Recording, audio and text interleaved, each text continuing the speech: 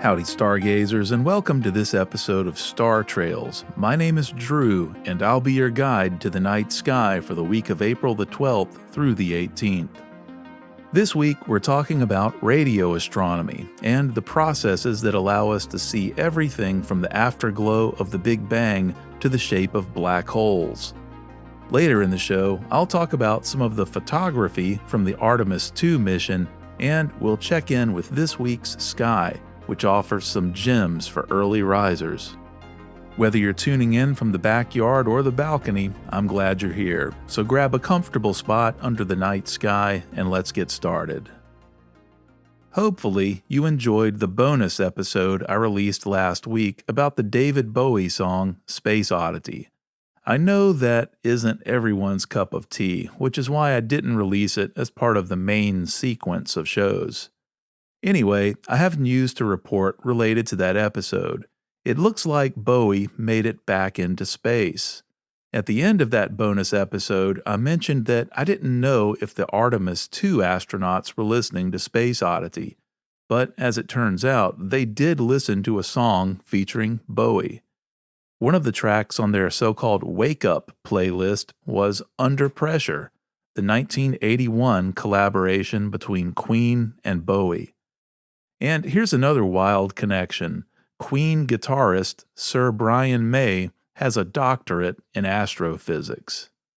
These songs are selected by mission control specialists, and the wake-up songs are a tradition from the Apollo era to help astronauts stay connected to humanity.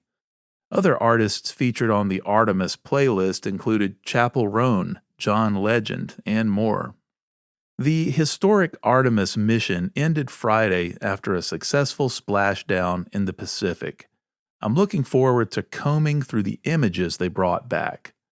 Later in the show, I'll talk about one particular image they've already shared. In the meantime, I'll include a link in the show notes to a playlist of their wake-up songs. Speaking of sounds in space, let's talk about radio astronomy. For most of human history, astronomy meant one thing: looking up, watching the sky with our eyes, and later with telescopes that extended those eyes, pulling distant light just a little closer. And through that simple act of looking, we've learned an extraordinary amount about the universe. Visual astronomy has given us the structure of the cosmos. It's how we mapped the stars, traced the motions of the planets, and discovered entire galaxies far beyond our own. It's how we study nebula, the birthplaces of stars, and the remnants of stellar death. And with techniques like spectroscopy, we've even learned what distant objects are made of, their temperatures, their velocities, and how fast they're moving away from us. Long exposure imaging pushed that even further. A camera left open to the sky for minutes or hours reveals structures so faint they're completely invisible to the human eye. Swirling gas clouds, distant galaxies, delicate filaments of cosmic structure. In many ways, visual astronomy is the foundation of everything we know. But it's only part of the story. Visible light is the tiny slice of the electromagnetic spectrum that our eyes can detect. And it's just that, a slice. The universe is constantly emitting energy across a vast range of wavelengths, from high-energy gamma rays to long, slow radio waves. And for most of human history, we were completely deaf to all of it. That changed in the 1930s, not in an observatory, but in a field in New Jersey. An engineer named Karl Jansky was working for Bell Telephone Laboratories, trying to track down sources of radio interference. He built an antenna that could sweep the sky, and at first he found what he expected: thunderstorms, distant noises, human-made signals. But then there was something else. A faint hiss that repeated not every 24 hours, but every 23 hours and 56 minutes, a sidereal day. That's the time it takes Earth to complete a rotation relative to distant stars. Jansky realized that signal wasn't coming from Earth at all. It was coming from the center of the Milky Way. For the first time in history, we had detected the universe not through light, but through radio waves. A few decades later, Arno Penzias and Robert Wilson stumbled onto something even more profound: the cosmic microwave background, the faint afterglow of the Big Bang itself.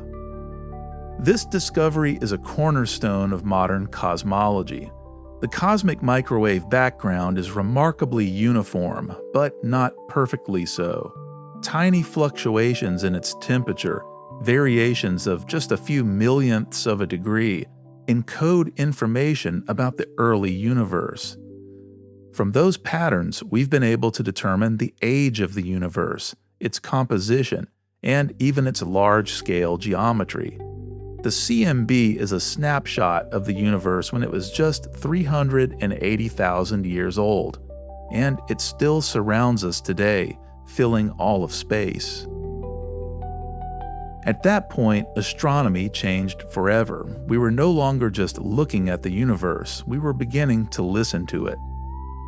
Radio astronomy is the study of the universe through radio waves, long wavelength electromagnetic radiation that behaves very differently from visible light. Instead of mirrors, radio telescopes use large dishes that collect and focus signals onto a receiver. These signals are incredibly faint, buried in noise, but they carry information that optical telescopes simply can't access. Radio waves pass through dust clouds that block visible light, allowing us to see star-forming regions and across the structure of our galaxy. They can be observed day or night, often through conditions that would make optical observation impossible. It reveals a hidden universe layered on top of the one we see. Facilities like the Arecibo Observatory, the Very Large Array, and the FAST telescope have allowed us to map hydrogen gas, discover pulsars, first identified by Jocelyn Bell Burnell, and study the environments around black holes and distant galaxies. But the real story of radio astronomy is how we turn those signals into something we can understand. A radio telescope doesn't take pictures, it measures voltage over time, tiny electrical fluctuations caused by incoming radio waves. When a signal reaches the dish, it's focused onto a receiver and converted into an electrical waveform. That signal is amplified using low-noise amplifiers, then digitized into a stream of numbers. At this point, we don't have an image, we have data. To make sense of that data, astronomers use a process called the Fast Fourier Transform. The math behind the Fourier Transform dates back to Joseph Fourier in the early 1800s, who showed that complex signals can be broken down into simple sine and cosine waves. The modern Fast Fourier Transform, developed in 1965, made this process dramatically faster and practical for real-time computing. Essentially, the FFT transforms a signal from the time domain into the frequency domain, revealing what frequencies are present and how strong they are. Without it, there would be no radio astronomy. It's essential because specific frequencies correspond to physical phenomena. One of the most important examples is the hydrogen line at 1420 MHz. Neutral hydrogen atoms naturally emit radiation at this frequency, allowing astronomers to map vast clouds of gas across the galaxy. And thanks to the Doppler effect, shifts in that frequency reveal motion, rotation, expansion, and dynamics on a galactic scale. In fact, much of what we know about the structure of the Milky Way comes from this exact technique. By mapping hydrogen emissions across the sky and measuring how those signals shift, we've been able to trace out the spiral arms of our own galaxy even though we're embedded inside it. But things get even more powerful when multiple telescopes are combined. In systems like the Very Large Array, each antenna captures its own signal. These signals are aligned in time and combined through correlation, producing what are known as visibilities, the raw data of interferometry. From there, the process becomes even more computational. Using inverse Fourier transforms and deconvolution techniques, astronomers reconstruct an image from incomplete data. Let's pause there because that sounds complex, and it is. An inverse FFT is a process that lets us reconstruct a signal. So if the Fourier transform breaks a signal apart into its frequencies, the inverse transform puts it back together again. Deconvolution is a little harder to explain, but the idea is this. Imagine you've made a voice recording in a big concert hall, and the size of that space is creating a lot of reverb and echo. You can run your recording through a tool to strip out the reverb, which leaves the so-called dry signal. In radio astronomy, we need to subtract the distortion introduced by the so-called beam pattern of the radio telescope itself, and that's deconvolution. Basically, the telescope colors the signal it receives, and astronomers have to mathematically remove that effect to recover what's really out there. A process called windowing is used to smooth the edges of the signal and reduce artifacts introduced by the Fourier transform. Matched filtering helps detect extremely faint signals by comparing incoming data to known patterns. And a technology called beamforming allows arrays of antennas to electronically focus on a specific region of the sky without physically moving. And then there's the problem of interference. Radio frequency interference, or RFI, is everywhere. Signals from Earth-based technology can easily overwhelm the faint emissions from space. So astronomers use a combination of hardware shielding, remote observatory locations, and sophisticated filtering algorithms to remove unwanted noise and isolate the signals they care about. And nowhere is all of this more dramatically demonstrated than in the first image of a black hole. In 2019, the Event Horizon Telescope linked radio telescopes across the globe using very long baseline interferometry, effectively turning Earth itself into a single telescope. The data was enormous, so large that it had to be stored on physical drives and shipped for processing. And just like everything we've discussed, the image wasn't directly observed, it was reconstructed. Using Fourier transforms, correlation, and deconvolution algorithms, scientists assembled an image of the black hole's shadow in the galaxy M87. Multiple independent teams used different reconstruction methods and all arrived at the same fundamental structure, a bright ring surrounding a dark center. There was discussion about how much of that image was real versus algorithmic, but that's the nature of this kind of science. The structure is strongly supported by the data, even if the fine details vary. In other words, we didn't take a picture of a black hole, we solved for it. More recently, radio telescopes have uncovered something even stranger: brief, intense flashes of energy known as fast radio bursts. These signals last just milliseconds, yet release enormous amounts of energy, often from galaxies billions of light years away. They're one of the most mysterious phenomena in modern astronomy, and we're still working to understand what causes them. Radio astronomy is the foundation for the Search for Extraterrestrial Intelligence program. It's also currently being used to study exoplanet magnetospheres, and we've used it to discover wild phenomena like quasar jets. Sometimes the most intriguing discoveries in astronomy don't look like galaxies or nebula. they look like numbers on a page. In 1977, a signal detected by the Big Ear radio telescope stood out so clearly from the background noise that astronomer Jerry Amon circled it and wrote a single word beside it: "Wow."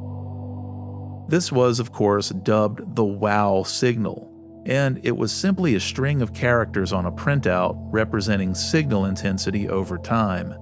The data indicated it was a very strong narrowband signal near the hydrogen line, rising and falling over about 72 seconds, which is what you'd expect from a fixed telescope as the Earth rotates.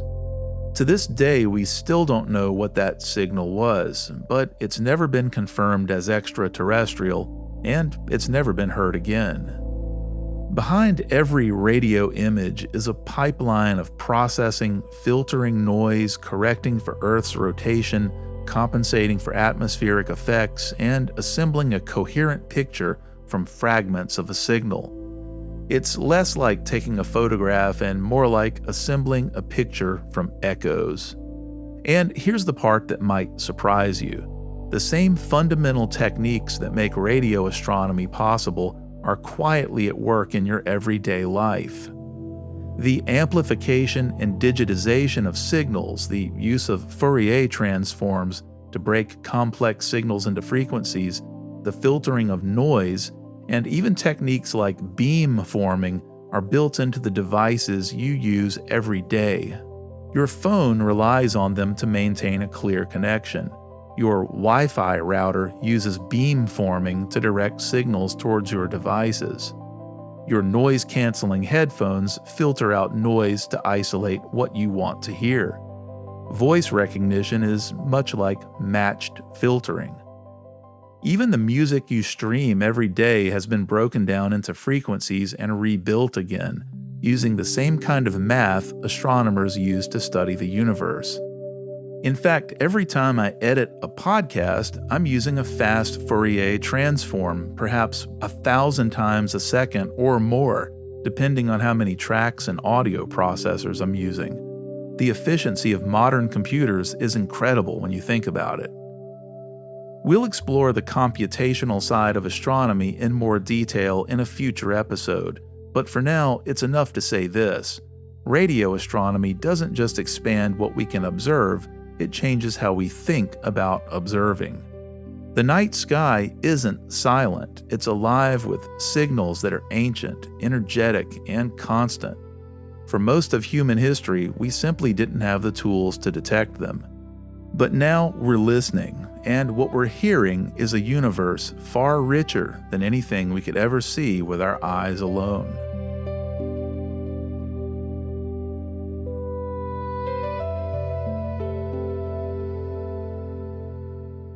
You know, there's something about the infamous dark side of Earth image from the Artemis 2 mission that's had me thinking a lot about perspective.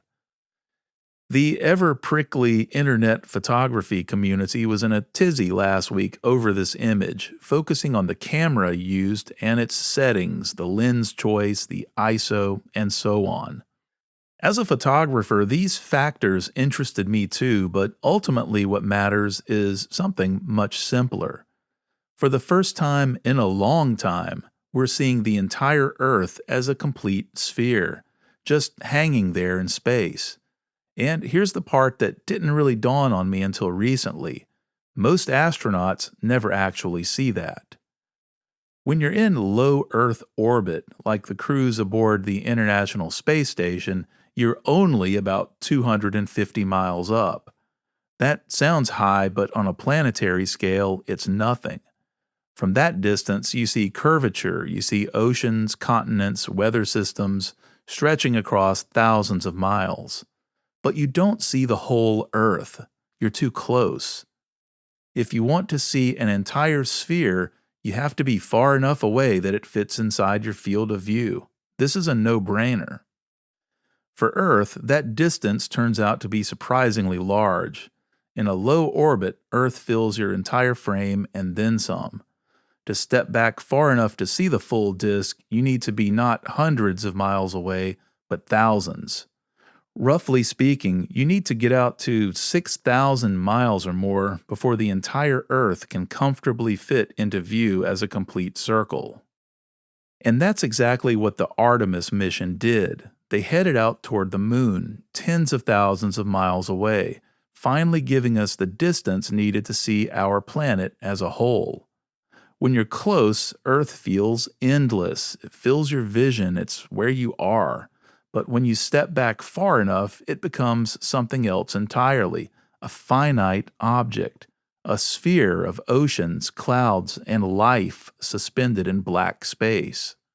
We've seen this before, of course. Images from the Apollo 17 mission, the famous blue marble, gave us that same perspective more than 50 years ago.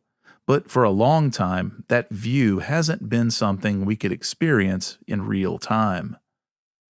The infamous pale blue dot image does something similar.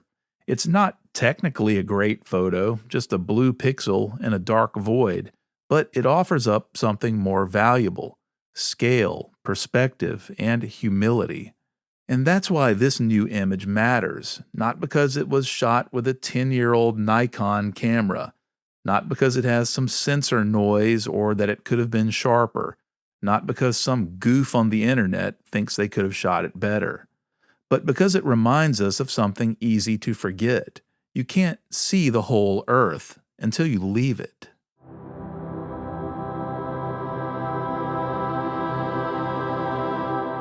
And now let's step outside. This week offers one of the best observing windows of the month, and it comes down to one simple thing: darkness. We're moving into a new moon on April 17th, which means for much of this week the sky will be free of bright moonlight. In fact, early in the week you'll catch a waning crescent moon just before sunrise, hanging low in the southeastern sky. It's a beautiful sight, especially if you look for earth shine, the faint glow on the dark portion of the moon caused by sunlight reflecting off Earth. By the end of the week, the moon disappears entirely into the sun's glare, reaching new phase on the 17th. And then just a day later, on the 18th, a razor-thin waxing crescent returns to the evening sky, only about 1% illuminated. This is prime time for deep sky observing. April marks the heart of what astronomers often call galaxy season. With the Milky Way dipping lower in the evening sky, we're looking outward, away from the dense star fields and into the vast expanse of intergalactic space. Look toward the constellation Leo, now high in the evening sky, where you'll find the Leo triplet, 3 galaxies interacting with one another, appearing as faint smudges of ancient light. Nearby in Ursa Major, you'll find Messier 81 and 82, 2 striking galaxies often seen together in the same field of view. These are not bright objects. You're seeing light that has traveled millions of years to reach your eyes. The planets are putting on a show this week, but you'll need to be an early riser to catch some of them. On the morning of April 18th, a rare alignment unfolds low on the eastern horizon. Mercury, Mars, and Saturn gather together in a tight grouping, with Neptune nearby for those with binoculars or a telescope. This planet parade will be subtle, and you'll need a clear, unobstructed horizon and a bit of patience. Venus continues to dominate the early evening sky, shining brilliantly in the west just after sunset. It's unmistakable, the brightest object in the sky after the sun and moon. Jupiter is still visible in the evening, high in the sky. And finally, while it won't peak until next week, the Lyrid meteor shower is beginning to ramp up. Active from around April 16th and onward, you may catch a few early meteors streaking across the sky in the pre-dawn hours. With the moon out of the way, the conditions are ideal. The Lyrids are associated with debris from Comet Thatcher, and are known for their bright meteors, fireballs, and visible smoke trails. They're expected to peak on the 22nd.